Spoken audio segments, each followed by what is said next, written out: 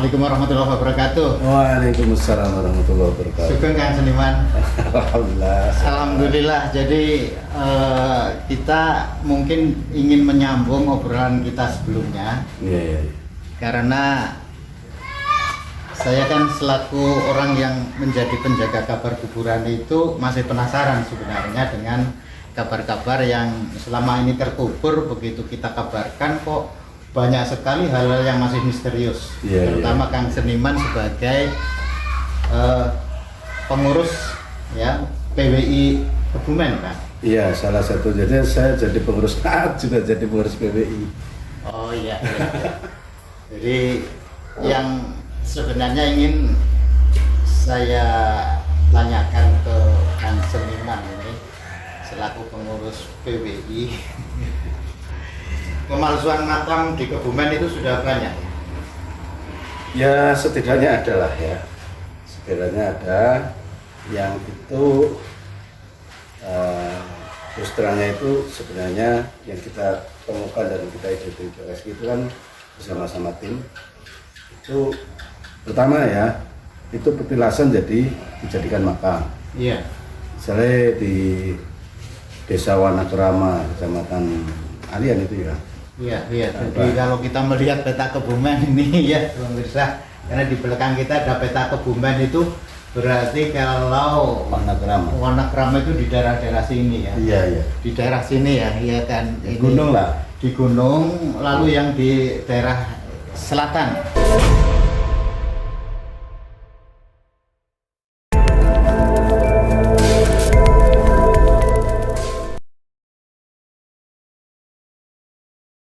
Itu di daerah-daerah sini ya. Iya. Di daerah sini ya, iya kan. Di gunung lah. Di gunung, lalu yang di daerah selatan.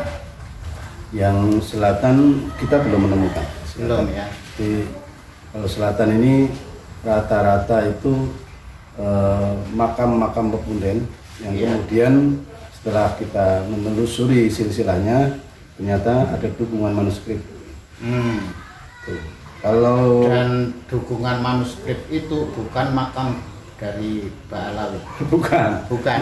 Ya, lalu sikap PWI menghadapi hal yang seperti itu gimana? Ya, untuk PWI tetap bersikap sesuai dengan aturan. Itu diantaranya adalah ketika ada temuan kayak gitu yang ditemukan oleh masyarakat kemudian lapor ke PWI, ke NAAT, itu terus kita jadikan catatan dan kemudian ditindaklanjuti sesuai dengan tata krama yang sudah kita sepakati bersama. Kita sowan ke desa, kemudian menyampaikan pertanyaan-pertanyaan yang mengarah nanti untuk mengidentifikasi benarkah makam itu palsu, sejarahnya seperti apa, dan kemudian kalau itu palsu seperti apa, kalau kemudian memang ada itu sebagai makam asli, itu ciri-cirinya seperti apa, kita sedikit banyak kita bertanya pada pemerintah setempat, yang kemudian setelah itu kita menindaklanjuti masukan-masukan dari pemerintah desa setempat. Misalnya jika kita di Wonokromo, saya bersama Mas Taufik itu ke Kepala Desa waktu itu ketemu dengan Pak Bayan, Pak Kadus waktu itu, kemudian Dilala Pak Kades juga ada di Balai Desa, jadi kita ngobrol, terus kemudian kita kasih masukan yang kemudian kita rembuk dengan tim, kita mengarah kepada pelaku, kira-kira siapa pelakunya itu. Pada saat itu belum ditemukan siapa yang membalawikan makam di situ. Belum. Jadi sebenarnya tertulis apa itu? Sebenarnya itu belum ke arah pembalawian dalam konteks bentuk makamnya, tulisannya. Tapi kalau kita lihat dari skema apa yang dilakukan oleh para pemalsu makam ya, itu hampir mirip, hampir sama lah. Modusnya itu mirip.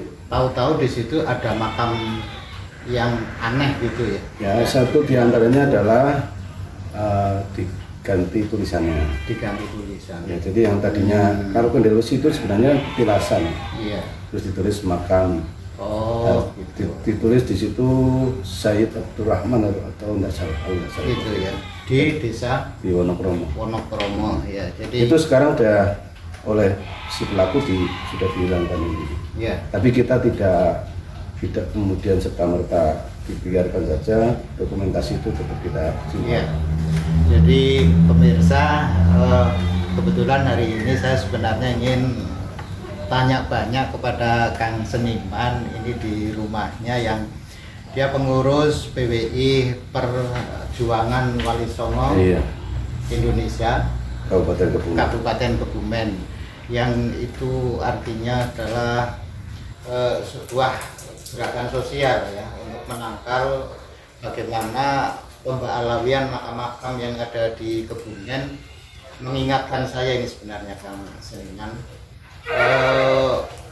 kembali saya ingin mengingatkan bahwa Mbah Sun Haji almarhum yang di Jimbun, yang dikenal sebagai guru torekohnya Gus Dur, itu pernah kami ceritakan kemarin. Jadi saya tegasi apa pelajaran dari Mbah Sun Haji itu adalah beliau tidak berkenan untuk ditulis istilahnya ketika kami akan menulis buku. Kang Seniman kan sudah pernah itu, tetapi yang saya ingin coba konfirmasi lagi kepada Kang Seniman, ajaran kenapa Mbah Sun Haji tidak kerso untuk ditulis itu, jawabannya inna akramakum indallahi atqakum, dan ayat ini yang sebenarnya ingin saya konfirmasi lagi kepada Kang Seniman. Makna dari inna akramakum indallahi atqakum itu karena ya Yohanes inna khalaqnakum min dzakari wa untha wa ja'alnakum syu'uban wa qabaila lita'arafu inna akramakum indallahi atqakum. Firman Allah yang di situ mengandung pemahaman sangat luas. Allah menciptakan manusia itu laki-laki dan perempuan, kemudian menjadikan manusia bersuku-suku dan berbangsa-bangsa untuk lita'arafu itu saling mengenal, kan? Jadi kalau perjuangan Wali Songo Kebumen ini sudah mulai mengidentifikasi hal-hal yang seperti itu kan agar kita jangan salah kenal. Iya. Setuju nggak itu kan? Iya kan? Jangan salah kenal bahwa di situ konon ada makamnya Habib keturunan Rasulullah. Padahal yang keturunan Rasulullah sebenarnya itu zuriyah Wali Songo itu kan. Iya, pada dasarnya kenyataannya dokumen-dokumen yang ada itu membenarkan bahwa zuriyah Wali Songo adalah yang keturunan Rasulullah, yang keturunan Rasulullah sebenarnya. Iya. Sehingga pengenalan itu mengidentifikasi tiba-tiba ada makam yang ada petilasan yang tiba-tiba ditulis ini makamnya Sayyid siapa atau Habib siapa. Itulah yang harus dikenali betul gitu kan, agar sesama zuriyah Wali Songo itu bisa ya saling mengenal yang sebenarnya. Ya, artinya pemalsuan makam itu tidak hanya tertutup pada soal Habib ya, tapi bahwa pemalsuan nasab itu kan sebenarnya sangat merugikan masyarakat. Dan itulah yang saya katakan ini akan menjadi sejarah, pembelokan sejarah itu. Iya. Ada satu masa terjadi sejarah membelokkan sejarah. Iya. Ini kan yang terjadi saat-saat sekarang ini, apalagi secara nasional berkah dari tesis Kiai Imaduddin itu kita sudah menemukan pelajaran berharga, ya kan? Bahwa itu gerakan membalawikan makam-makam, pemalsuan makam itu ya alam sudah bicara, ini saatnya terbuka. Jadi kalau saya ini Kang Seniman punya prinsip ginilah, ayolah Wali Songo PWI ini gerakan perjuangan ini betul-betul giroh perjuangan yang harus dengan semboyan. Saya sering menulis itu wis wayahe wong waras wani woro-woro wahyu wigati atau welingan wigati dari para leluhur, terutama dari PWI ini untuk itu tadi pesan Mbah Sun Haji. Inna akramakum indallahi atqakum, setelah kita lita'arafu gitu.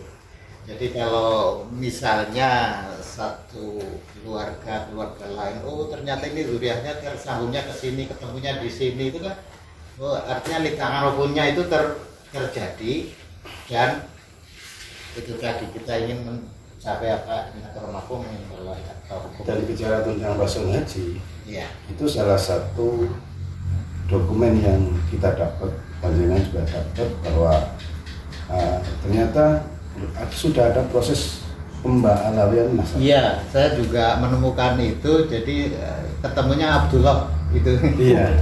Abdullah bin Isa Al-Muhajir itu, dan ini yang ya harus mungkin perlu juga diluruskan gitu kan, perlu juga diluruskan.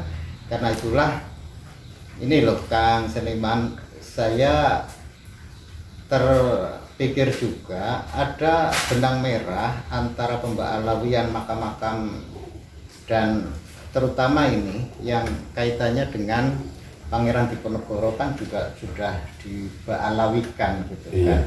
Secara silsilah itu sudah dibalawi. Iya. Apalagi kalau di Kebumen ini, kalau kita melihat peta yang di sini itu kita melihat di makam Brenggeng itu ada silsilah yang itu juga tertarik ke ada petilasan Pangeran Diponegoro, dan di situ juga banyak, paling tidak ada keturunannya atau apa di Brenggeng itu makam Syekh Haribin itu. Yang saya khawatirkan begini, bahwa Kebumen ini sebenarnya banyak cerita-cerita dari zuriat Wali Songo yang ada di Kebumen itu, dan sejauh mana Kang Seniman sudah bisa mengidentifikasi itu. Ya, sebenarnya kalau di Kebumen banyak sekali ya. Misalnya kita ngomong yang kelihatannya orangnya keras ya, orangnya keras ini dari Duriah Wonoyudan. Wonoyudan mana? Wonoyudan itu mirip lah ya, ada Damar Group. Iya.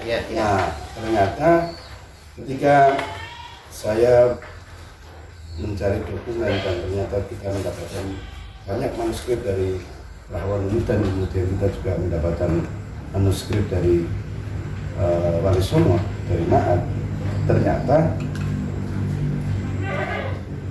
bahwa Wonoyudo Inggil itu adalah punya istri cuma satu, anak dari Bumi Dirjo. Nah, sementara Bumi Dirjo ke Mataram itu nanti ke Hanyapuro. Nah, nanti munggahnya itu nanti ke Sunan Ampel. Terus kemudian di Kebumen juga kalau kita lihat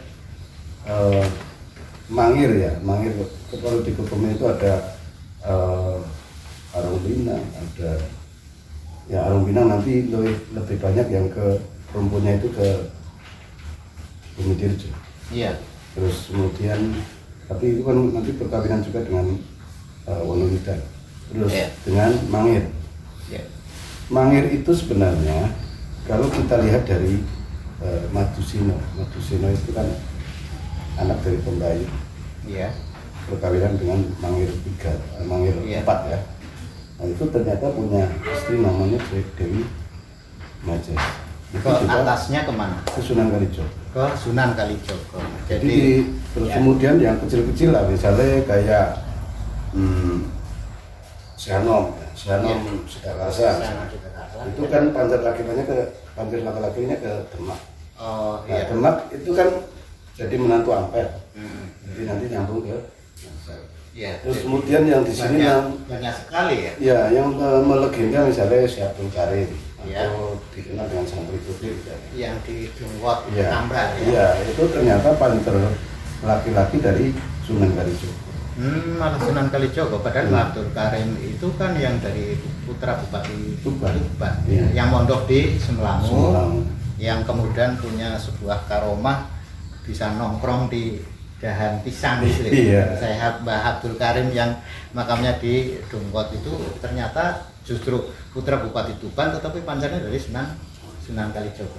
Ya sebenarnya cerita-cerita tentang itu banyak generasi yang kemudian punya itu misalnya kayak itu Besari punya besan ya yang di alang-alang Mambo itu juga punya yang seperti itu. Sementara itu Besari kan generasi dari Sabtu Tarik. Kiai Cokrowijoyo juga punya keistimewaan seperti itu. Oh gitu ya. Ya ini mungkin pemirsa agak bingung apa yang harus kami bicarakan, apa yang harus kami fokuskan itu, karena begitu ketemu Kang Seniman yang sudah begitu banyak ya mengidentifikasi Duriah Walisongo yang ada di Kabupaten Kebumen ini. Apalagi kita sebenarnya dulu pernah ada masa ya bertemu Mbah Sun Haji yang itu tadi memberi pesan nakromakum tahun piro ya? Ketika Gus Dur masih menjadi presiden 2006 ya?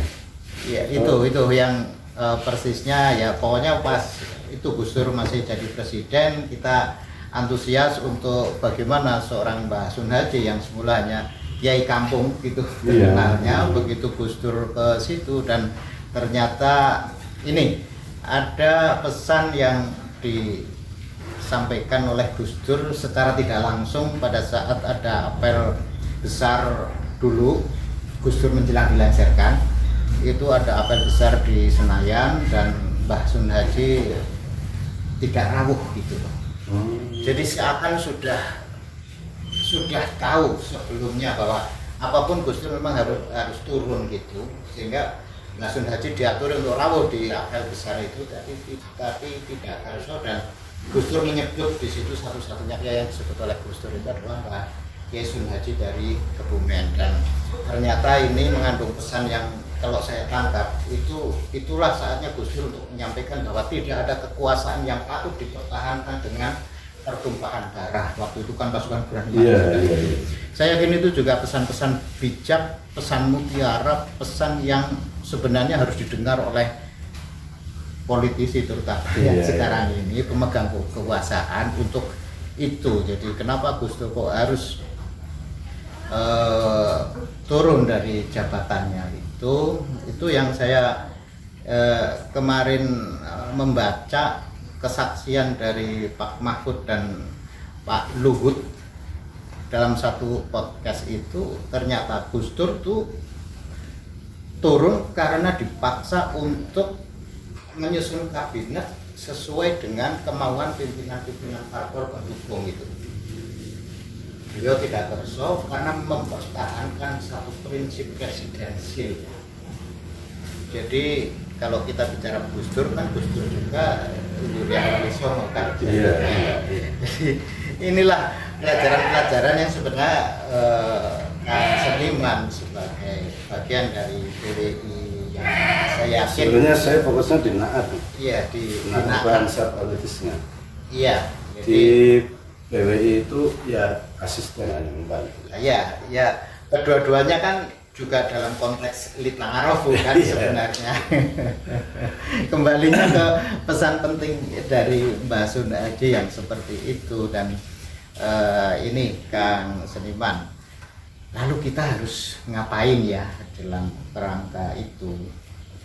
Ada ini loh, saya tiba-tiba kepikiran ajaran-ajaran dulu para wali songo yang diteruskan tradisinya kepada masyarakat di sekitar kita kan, itu sebenarnya tradisi tahlilan. Iya, itu tuti belajar tinggi. Yang jadi pertanyaan itu kan, yang saya sampai sekarang masih agak belum mendapatkan penjelasan dari manapun. Barangkali Kang Seniman sudah dapat penjelasan. Mengapa kalau kita tahlilan itu setelah tawasul baca Al-Ikhlas, lalu Falaq bin Nas, terus Fatihah, Alif Lam Mim, Al-Baqarah itu di awal ayat itu, di pertengahan ada ayat kursi, di akhir Al-Baqarah itu juga kita baca kan itu. Tetapi ada yang kemudian ada yang di ayat 251 apa ya, yang la ikraha fiddin qad tabayyana rusydu minal ghayy wa may yakfur bi taghuti wa yu'min billahi faqad istamsaka bil urwatil wuthqa lam fisama laha wallahu samii'un alim. Ini kan ayat ada, kalau ada kiai yang imami tahlil tidak baca ini langsung ayat. Sekarang banyak. Sekarang banyak. Menjadi keprihatinan kita bahwa ini sebenarnya kalau kita lihat dari si mantra kan mantap. Tapi saya tidak punya kewenangan untuk membuka takbir itu. Sebenarnya mantap lah itu. Kalau jadi mantra. Ya. Nah, kalau kemudian itu di dalam gitu ya. Iya. Sebenarnya ini menjadi keprihatinan kita, atau mungkin ya dalam sisi pesantren ya, yang era-era ini lagi digaungkan oleh Menteri Agama. Ini penting bahwa rangkaian tahlil itu yang sudah ada jangan dihilangkan. Iya, iya. Karena ini juga yang kan dari pesantren-pesantren, alumni pulang kemudian ternyata hanya sampai di ayat kursi, sementara bacaan-bacaan yang baik, kiai-kiai baik kiai itu dihilangkan. Apakah ini kemudian memang ada skenario atau memang dia males? Kita paham. Masih banyak rahasia di balik itu ya, iya, kelihatannya, sehingga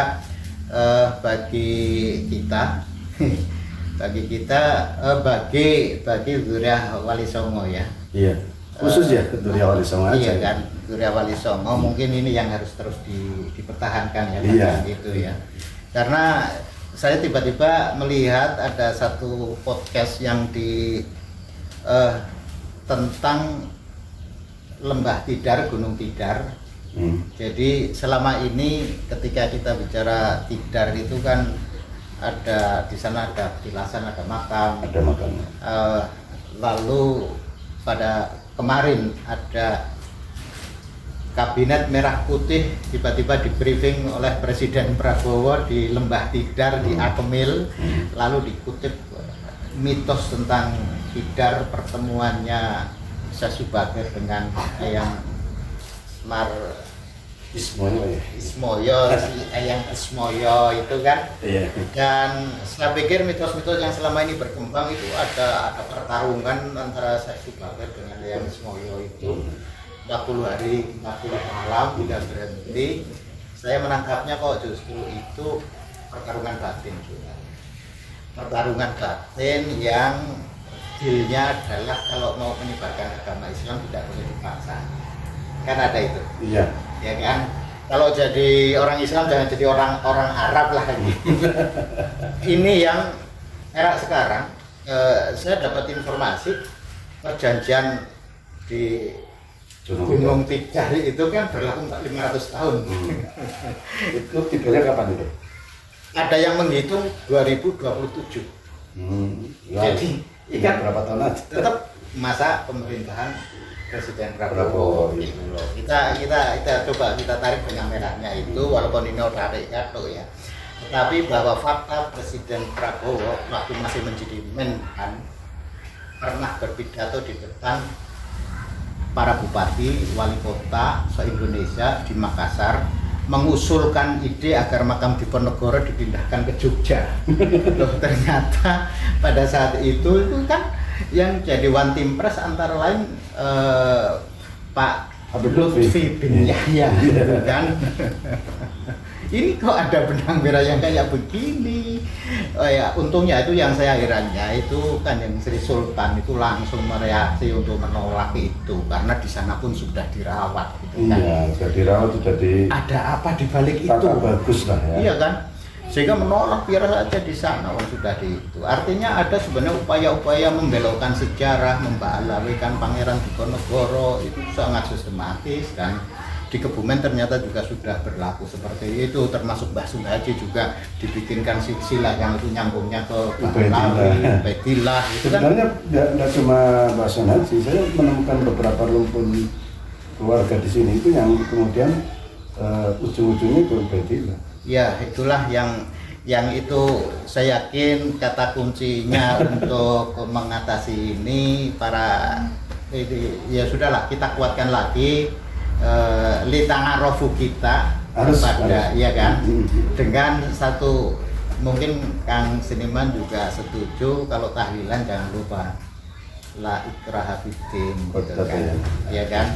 dalam menyiarkan, dalam beragama kita tidak ada paksaan, karena secara alamiah sebenarnya manusia yang berakal itu akan menerima kebenaran itu dengan sendirinya gitu. Dan soal hidayah itu kan tetap otoritas Allah. Iya. Yang kita tidak bisa memaksakan seseorang harus beragama seperti ini, dan itulah ajaran Wali Songo saya yakin yang melalui perjanjian tidar lalu di downgrade pelaksanaannya itu kepada masyarakat dengan itu merangkai bacaan tahlil itu, tahlilan itu ayat-ayat Quran yang ternyata itu dahsyatnya luar biasa, ya kan.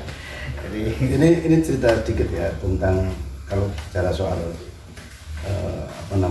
wiridan-wiridan yang pernah Suwardi Mbah Basarko disampaikan ke murid-muridnya itu. iya. Jangankan yang panjang-panjang, dari mulai lafal Bismillahirrahmanirrahim itu juga dijazahkan. Khusus hanya lafal Bismillahirrahmanirrahim. Iya. Terus Qul huwallahu ahad, khusus itu. Iya. Ulang beberapa falak dan seterusnya. Jadi kalau Suwardi Mbah Basarko itu detail. Iya. Nah, rangkaiannya itu ya tahlilan. Iya, semua diajarkan melalui proses interaksi langsung. Iya. Jadi kalau kemudian ini dikurangi, kayaknya akan mengurangi juga sebuah makna tahlil. Walaupun hanya kalau kita lihat dari sisi bahasa kan tahlilan ya la ilaha illallah. Ya itu kan. Tapi kan sebenarnya rangkaian-rangkaian sebelumnya, sebelum kita baca kalimat tahlil itu kan, kalimat itu. Ya, saya pikir inilah yang harus kita kuatkan. Semoga saja ya Kang Seniman ini nanti terus bergerak. Perjuangan Wali Songo itu memang harus diteruskan dengan cara-cara dan metode-metode yang sudah diwariskan dari turun-temurun. Iya, yang satu diantaranya tahlilan itu jangan dirubah-rubah. Jadi inilah sebenarnya ilmu yang sebenarnya dari ilmu dalam konteks al-ulama warasatul anbiya itu, ulama itu ya mewariskannya adalah ilmu kan. Iya. Nah ilmu ini yang kalau orang Jawa sering mengatakan ketemu ilmu kan dilaku. Menemukan ini semua ya melalui proses panjang untuk bisa menyerap betul makna sesungguhnya dari ayat-ayat Quran yang kita baca kan gitu. Jadi tidak ada istilah itu bid'ah atau apa. Jadi mungkin itu ya Kang Seniman, perbincangan kita kayaknya sudah, mungkin di lain kesempatan kita bisa sambung lagi untuk hal yang berbeda. Semoga saja ini kita ada manfaatnya lah, paling tidak menyemangati teman-teman yang ada di PWI maupun Wali Songo ya. Agar kita senantiasa terus menguatkan itu tadi. Karena untuk di Naat ini kan yaitu benturannya nanti dengan dokumen-dokumen yang sudah diparalelkan. Ya itulah ya mengatasi itu. Naat itu kan nasab itu. Jadi suatu saat kita memang harus ada call bersama untuk apa? Sekedar mengingatkan lah bahwa kita itu ini loh, kita dari jalur ini ya dalam rangka bukan untuk mengagung-agungkan wah saya keturunan, bukan kan ya. Tapi litang arofu itu sesuai pesan Mbak Sunhaji kan, setuju ya kan? Pesan satu setelah saya berjalan ya berkhidmat di Naat, saya menemukan makam nama Kiai Cokrowijoyo itu bukan makam baru, itu makam lama yang sementara duriannya itu sudah berpuluh-puluh tahun mencari tidak ketemu. Satu diantaranya adalah duriah dari Kiai Cokrowijoyo adalah Kiai Haji Arif. Itu keturunannya ada di Blitar, dan beberapa pondok pesantren di sana itu duriah dari Haji Arif. Nah, makam Kiai Cokrowijoyo ada di Pasar Senen, sementara yang bisa menemui itu baru yang dari generasi Haji Arif itu ada keluarga pondok pesantren di Kampung, sama yang terakhir ini rombongannya Ketua PCN Klaten. itu masih dilihat dari Kiai Haji Arif bin Kiai Cokrowijoyo. Dan itu berdasar pada data-data Iya, dan didukung manuskrip yang ada, bukan Kata-kata dengan kuasa. cara mimpi dan ronsen makam kan, Iya. bukan dengan cara itu. Jadi ini pemirsa, inilah pentingnya, dan saya yakin ini tetap pesan kepada itu tadi lah, para anggota-anggota PWI ini yang Iya. untuk terus bergerak untuk mencegah kemungkaran-kemungkaran yang akan terjadi ketika sejarah dibelokkan, dan itu yang akan melemahkan spirit perjuangan. Kita Itu tetap ya. waspada. Baik Kang Seniman, mungkin itu, terima kasih. Monggo Kang Seniman kepada pemirsa untuk menyampaikan pesan closingnya. Ya,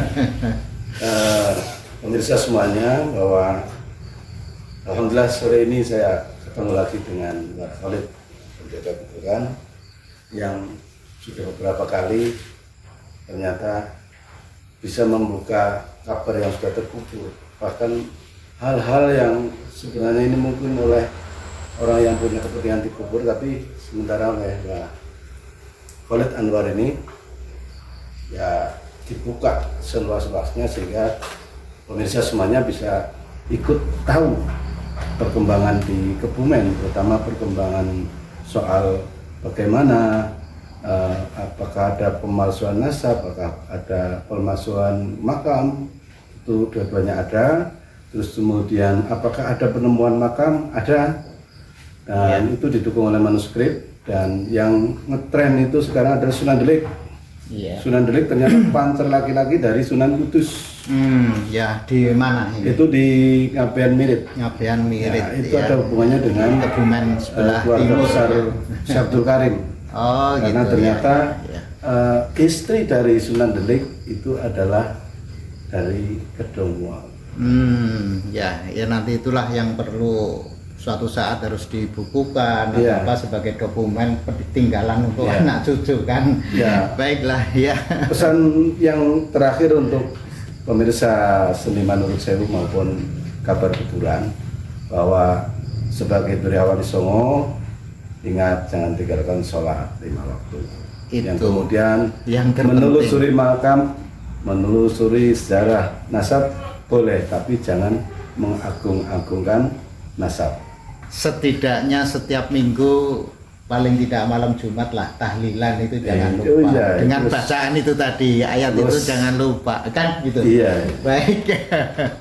Ini kabar yang terkubur. Terima kasih. Assalamualaikum warahmatullahi wabarakatuh. Waalaikumsalam warahmatullahi wabarakatuh.